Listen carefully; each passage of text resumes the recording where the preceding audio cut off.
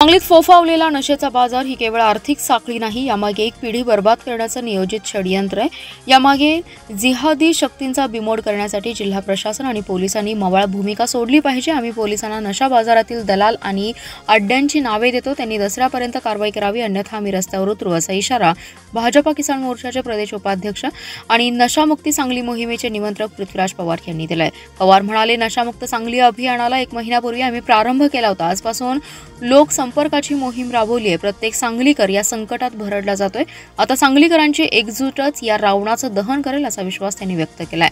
सांगलीचे सामाजिक स्वास्थ्य बिघडत निघाले आहे। अल्पवयीन मुलांना टार्गेट करून नशेच्या आहारी नेलं जाते।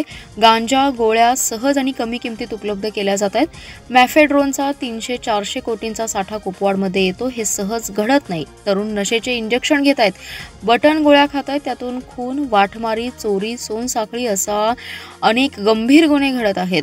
एक पिढी बर्बाद होते। या षडयंत्राच्या मुळापर्यंत आम्ही पोहोचू, त्यासाठी गांजा आणि गोळ्या दलालांची नावे जिल्हाधिकारी पोलीस अधीक्षकांना देतोय। शिवाजी मंडई, पांजरपोळ परिसर, हनुमाननगर, संजयनगर, जिल्हा परिषद सीईओ बंगल्याजवळील पडकी घरे, हिराबाग वॉटर वर्क्स, एसटी स्थानक परिसर असे 25हून अधिक स्पॉट आम्ही हेरलेत। तिथे नशा बाजार, नशाखोरी जास्त आहे।